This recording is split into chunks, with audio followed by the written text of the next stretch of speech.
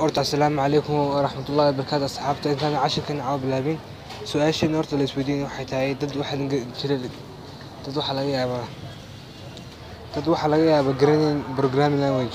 programming language waa af lagu sameeyo website-o applicationo oo computerku adoo isticmaalayo computerka code baa la isticmaalaa website-ka waxaa lagu sameeyaa html css c++ python and application waxaa lagu sameeyaa java xml way badan yihiin marka cashirkan caawa waxaan bilaabaynaa html insha allah habeen kastana waan wadanaa hadduu cashirka ku dhaafin subscribe taabso.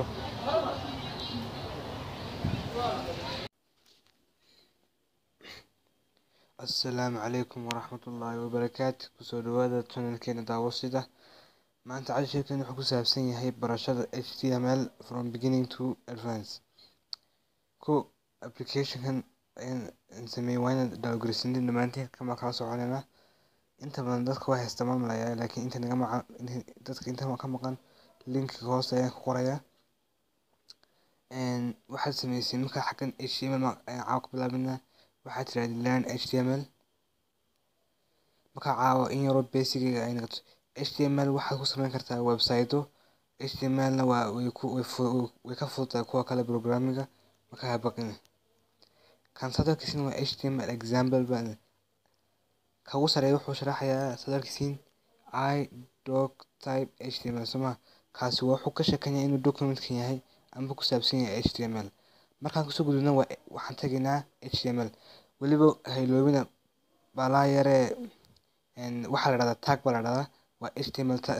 htmlku baalaha haddaan la raacin kuma shaqeynayso markaa tagaasa lagu isticmaalaa markaa html markaad aad ku bilaabaysa marka horeysa sadarkiisina html baa lagu dhameynayaa laakiin waxaa la raacinayaa linekaya baa lagu wareysanayaa tag line html kadibna waa la xidhayaa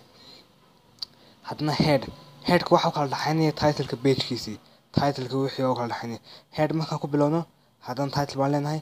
page baan leenahay title sadarkiisiin title baan leenahay titleka wuxuu ka sheekeynaya wixii titleka page titlekiisii markaa waxaan qornay page titlekiisii kadibna waxaan xidhnay titlekii sadarkiisii linekii ayaan ku xidhnay markaa lineka markaad xidhaysiin tagga waa inaad lineka yar isticmaashiin sadarkiisiin headkana waan xidhnay waayo waan dhamayn titlekii markaa head iyo head laakiin waxaa kala dhexeeya lineka yar markaan xidhayno lineka yar dheer waa inaad raacisiin siduu u xidhmo ama inuu shaqeeyo haddana body iyo body waxaa kala dhexeeya heading maxay paragraphkii waxyaalo badan oo kala dhexeeya body dhexdeeda markaa imika cashirkeena ugu koobaad waxaan kala dhexaysiinaa h1 waxay ku joogtaa ilaa 6 h1 h2 h3 waxaa ka dhigan tahay heading p waxaa ka dhigan tahay paragraphna waa short yar tusaaleyn tusi doonaa markiisiin markaan h qornay h1 waxaan qornay this is heading kadibna waan xidhnay h1 p this is a paragraph waan xidhnay p ma qornay kadibna body waan soo xidhnay sadarkiisiin linekii yar aan ku xidhnay kadibna html markii aan furnay waan xidhnay markasta waa inaad ilowdiin labada dusha ugu bilaabantay html waa inaad ku bilowdiin idoc type html kadibna waa inaad raacisiin html labadaas ugu muhiimsan markaad xidhaysiin waa inaad ku xidhin body iyo html ugu dambeysa bodygiisa wuxuu ku tusayaa wixii laga arkay website-kii pagekii kadibna try yourself markaan idhaahno anaa si soo baxo hadhow marka applicationkan fiican inaan sameeyay linkiisa hoose nagu qoray ka dhawaa asxaabta waxaan ilaa ka dhageysa kama ka waadina dadka raba inay bartaan programming language marka html caawa basic ka bilaabina insha allah duulaan gaarsiin waan ku saasan ku wadi doonaa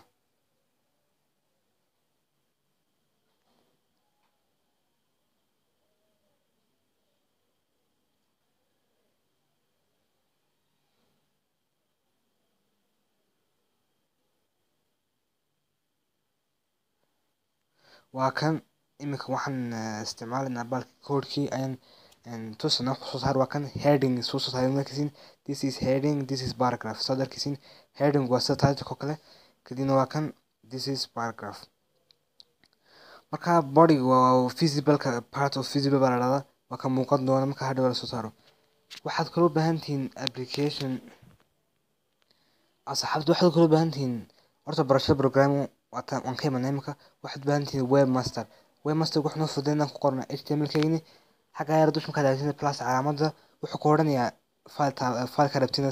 qorti samee html javascript css php ama text caadi marka html ka saan doorano waa kan baan qoray shalay baan qoray marka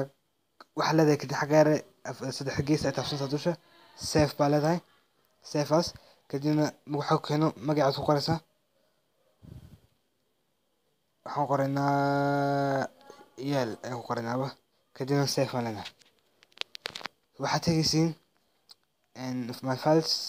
device storage waa kan ciyaal kadibna sadarkiisin browserka ayaan ku tegaynaa chromeka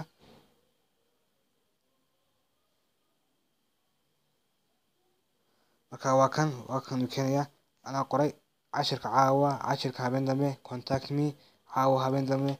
kubad visit me anaa waxaas oo qoray ahayd marka intaan waan dhigan doonaa saas loo sameyn doonaa insha allah waan dhigan doonaa sadarkiisin way badan tahay bari sadarkiisin waxa kala dhaxeeyo oo sameyn doonaa dul aan gaarsiiyo haddaba applicationkaas wuxuu ku fududeeyaa inay html qortid kadibna chromeka kaga saaro kan kale open in browser waxaan inagu leeyahay u dhalagulaysta chromeka markaad html qortiin مثلا waa kan aan ka imanay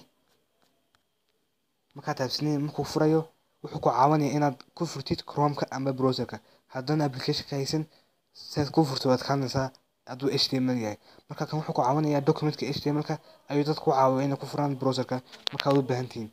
haddaad baan link description waad baahantihiin qasab inaad dhageysatiin haddaad rabtiin inaad baratiin html marka link description hoose u qori waa kan sadarkiisin dib baan ugu soo celin casharkii dib baan ugu samaysgareyn maxay kale book baan hoos ebook pdf aydan hoos inaga tagi haddaad rabtiin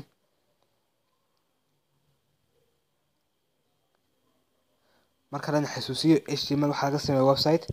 chapterkana iDoctype waa lagu bilaabaa marka lagu bilaabay html waa inaad iDoctype qortay html calaamada yar tagga blega waa inaad ku haysid markaad stepka labaad waxay noqonaysaa html saad u furtid html hadana kadibna head waxa kala dhaxaynaya titleka pagekiisii kadibna sadarkiisii waxaan soo xirnay headkii haddana body waan bilaabanaa body wuxuu waxa kala dhaxeeya heading paragraphkii bodyna waa visible part of the website waa kasoo bixi doona hadhow markaad soo dhigtid waa inaad ku qortay xagga dhex haddaad marka soo website dhigaysid waa inaad kala dhaxaysiisid body waa ka hadhow soo bixi doona insha allah markaan xidhino html ayaan kusoo xidhinaya lineka marka sadarkiisin tusaale waa kuwan u baahan haddaad baahantiin html qs test baa qaadaysiin marka haddaad si fiican u garatiin waad fiicantiin haddii kalena kusoo celiya videogan daawada marka habeen dambe insha allah xaggaasaan kasii wadi doonaa ilaa iyo